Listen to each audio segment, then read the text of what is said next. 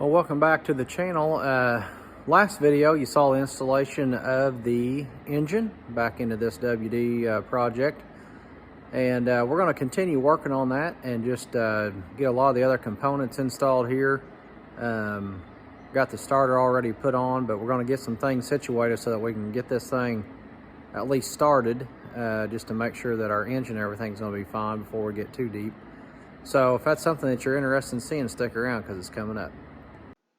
All right, so right to it here, just getting the bottom plugs in the reservoirs here so I can go ahead and get some oil filled up in that back cavity and getting all that squared away. I got a nice little hand pump there on a 5-gallon bucket that I'm putting that in versus trying to hold it up.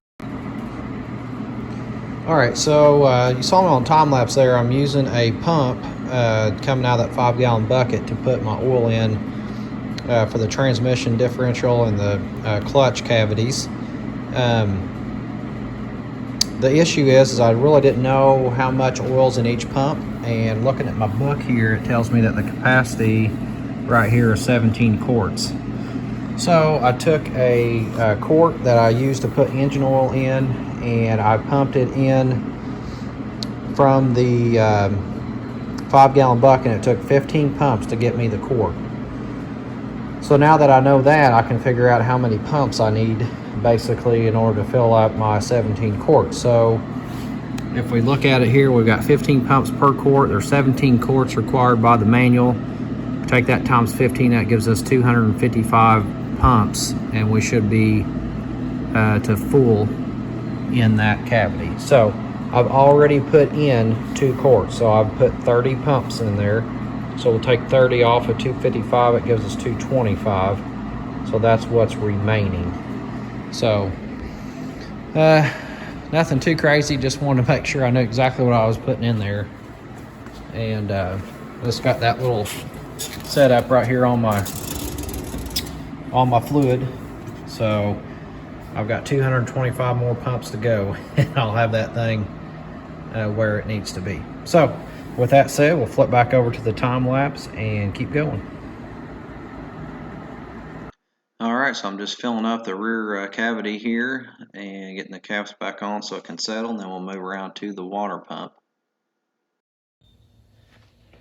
Okay, so I wanted to pause here just a minute and go ahead and run some video here. I want to install the water pump, and on this tractor I've got factory power steering as well. So you can see that laying over there on my cart. All of that's got to go in together. The mounting hardware on the bottom side of the power steering bracket actually goes on the outside edge of the water pump. So I've got 3 bolts that holds that on, then there's one up here that bolts right into where this stud is for the head. So we're gonna have to go ahead and remove that. And it's very important that we get that thing torqued back down to the head torque specs whenever we reinstall this thing. So I guess step 1 is, let's go ahead and pull off this head bolt, and the torque on this is 90 foot-pounds. So I'm gonna go ahead and get that removed here real quick. And it really doesn't have to be removed. I just gotta have room to fit my bracket up underneath that. So I'm gonna try that first. The next step is we're gonna go ahead and apply some lubricant or some Permatex here where my water pump's gonna mate up.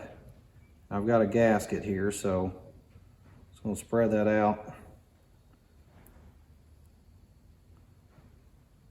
And we're going to get some of it to ooze, which isn't a big deal.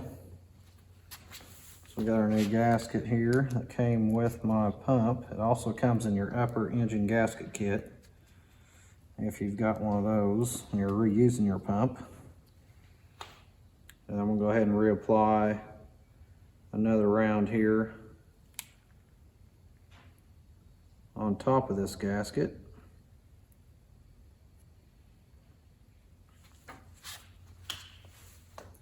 Okay, so we've got that prepped. Where there's one stud that comes out that'll kind of help us line everything up.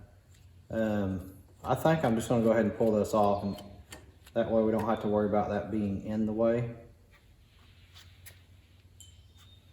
All right, so your new water pump, like what I've got here, I'm gonna go ahead and fish it through the power steering piece. So this is gonna be on the outside, so we'll just tuck our bottom intake here past it, and then we've got it situated here on the bracket. Now we're gonna lift this whole assembly up in place here. And we're gonna utilize that stud down here at the bottom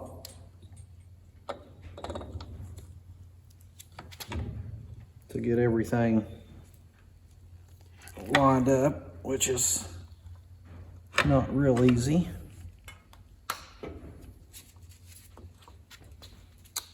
Okay. Now I'm just gonna reach over here and grab a couple of my bolts.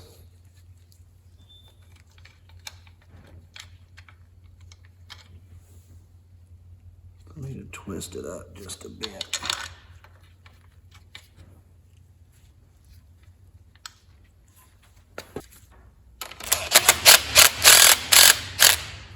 There we go.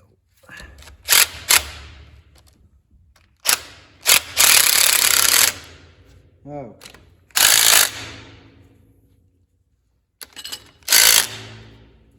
All right, so we got that. I've got one down here at the bottom where the stud was, and it's a stud there for obvious reasons because you don't have enough room. Go ahead and get that started as well. And before I get too far ahead here, I'm going to go ahead and drop in this head bolt. Rotate some of my lines out of the way here. There we go. You can see right there's that little bracket that the head bolt needs to go down through. So I'm just gonna go ahead and get that. Tighten up again, we will torque that to 90 foot-pounds. Will be the plan here shortly. Okay, so that's pretty much it. I still have that bottom stud nut to tighten up, but pretty much get your pump on. I've got a plug right here that I'm going to put on, and then obviously we'll have the belt pulley in place, and then of course this is adjustable, so it'll be up out of the way once we get everything where it needs to be. All right, so back over to the grinder, and I'm cleaning up the clutch pedal, the plate below the engine, and the clutch rod, brake rods, and getting all that stuff ready to be put back on the chassis. Hand clutch as well, and the linkage for that. All right, so you've been watching a lot of the cleanup on a few parts that I had left to get cleaned up before I can slide back on here. And so that's what we're going to do next. We're going to go ahead and get the rod through here that houses the clutch pedal and the two brake pedals. So we're going to have to get that thing pushed through. In order to do so, I'm going to have to lift it up off of this tank. So I'm going to have to bring the overhead crane over here, and we'll strap up to the axles and just pick that up. Won't be a big deal really, but I'll have to do that. And then once I get that slid on there, that's going to allow me to get the side rail put on. And I want to primarily focus on the side rail on the opposite side for one reason, really, because I need to get some hydraulic oil in here, and with that belt pulley situated right there, I need to go ahead and get that sealed up. So I can do that when the side rail's on. And then I've also got my power steering pump that mounts right in here on the rail in between this little spot right there. So I need to get all of that stuff in place, and then we'll be in pretty good shape as far as being able to start it. Obviously I got to get the gas tank and a few other things lined out for actually firing the engine up, but I'll be able to get the rest of my oil and everything in there. So that's what we're going to continue doing. Okay, so the bottom plate goes on there in front of the engine, and I had to lift that back end up like I mentioned to get the clutch rod and brake rod put through there. Had to heat up, get the cotter key out of the hand clutch stud, and just getting all that stuff reassembled and tightened down. Make sure everything is functional. And I'll lay that right brake pedal down here just a second and feed in the brake rod. If you're recalling that last video, I had that stuff lined up, makes it a lot easier for the installation. Getting the brake lock in place as well. Alright, so you've been watching the pedals and all the assembly and linkage pieces of that going together. If you noted, you saw a section there where I was putting the clutch pedal back in place. Well, what ended up happening is it was seized up to the shaft down there, and so every time I moved the clutch pedal, it was moving the brake as well, and this should be free. So I had to go over to the bench and take that apart, clean it up, clean the bushing out, and then I shot some grease in there as well. So anyway, we've got the hand clutch lever connected up, the brake, the two brakes, got the rods just stuck on there. This pedal here, I'm not going to pin that because I have to lay this pedal down in order to get the side rail on there. So we're not going to be messing with that right yet. And then there's also some other linkage and stuff off of this that actually goes down to the hitch that we won't be doing until later on. So there's a few springs and different things that go in once that side rail is on. So just looking at it here, we're moving along pretty decent. I'll probably look at putting on the side rail over here next. I've got everything in behind there that is difficult to get to. I've got that squared away, so we can get that side rail mounted up there and really be pretty good shape. So let's get started on that. All right, so getting the hardware off for the side rail to be installed here. But prior to installation, we have to clean it up. So I run the wire brush all over that, inside and outside. Get everything cleaned up so that we can slot it in place here.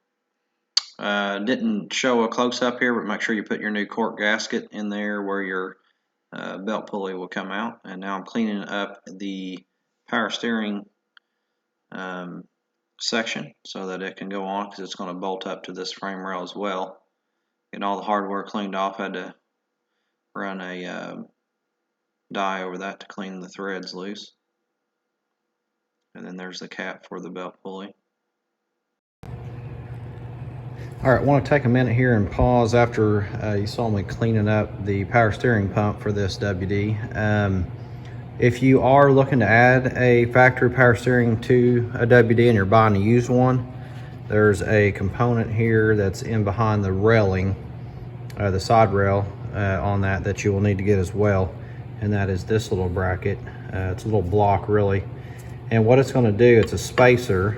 It allows you to get this down in there, and it's going to lay in right here, and then you're going to have the longer bolt is going to go through the side of the frame rail and thread into the back plate, and then those little whatever you want to call them, nubs sticking up there, the frame rail is going to slide between the bottom of this and that. It's going to be right up in the bottom side of that. So if you're happen to be picking up a used factory power steering to add to yours, you don't have to have this, but try to get it if you can. It's just a little block in there to help keep the pressure even whenever you tighten that thing down. So anyway, with that said, we are now in position over here on the tractor to install that pump, and I'll just show you real quick where that goes. The two holes that we're talking about are right here. You'll have the long bolt in this one, the short one there, and then that whole thing is just going to slide down in here. So back in this cavity is where that piece is going to be at. In order to get it in there, I've got to leave my side rail loose. That's why I have not tightened that down yet, and then I'll be able to slide that block back up in here and then get it lined up. So that can and probably will be a trick because it's got to stay to the top, so I'll have to try to kind of finagle that thing in there. But anyway, once that's in, you just bolt it here and here, and then you'll have one that runs through the top of the frame rail, and then we can actually tighten down the bolts here on the side. So let's get the power steering pump installed. All right, so I'll slide that little bracket I mentioned back in there first and get the long bolt started through it, which was kind of tight, and that allows me just to push that on through and get it threaded into that housing that's on the actual steering pump itself. It's actually the steering motor, the pump's up front. But getting the lines connected up here because they were dripping just a little bit. I want to get that sealed up, get things cleaned up, get the side cap put on there, and that basically is going to allow me to get my hydraulic fluid in that cavity. And then the brake spring on the side rail, there's one certain way that it goes. It's pretty obvious. You'll just have to twist it around there to make sure you get it lined up correctly. Then just clean the parts up, getting the steering mechanism installed, and I topped off that fluid. I had a few more pumps to do. I wanted it to settle in. Cleaning up the left side frame rail just like we did the right, wire wheel on all sides of that, getting all the junk out of there and the rust off of it. So we'll get ready to do paint. It will be ready to go. And then we're cleaning up the bracket that's going to hold the tank and the headlights that come out of there as well. I'm getting that stuff ready to be mounted on the tractor.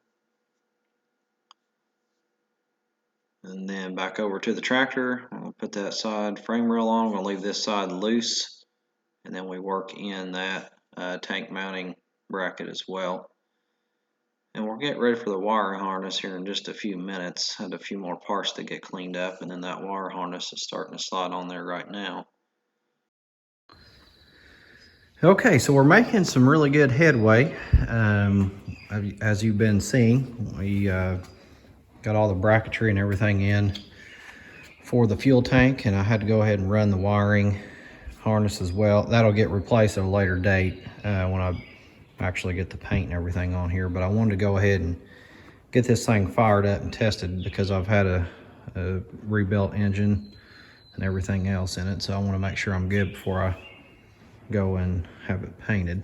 I'll do the painting, but before I paint it. But anyway, with that said, I got one connection here I need to do for the lights. So I'm just going to make an end for that red wire coming out and run some new wire to both of the headlamps here. So that's going to delay me just a little bit from getting the fuel tank set, which isn't any big deal. I just want to go ahead and do that now and be done with it. Otherwise, I can't get in there to do it. So I'll go ahead and get that knocked out right now, and then may go ahead and get my alternator set.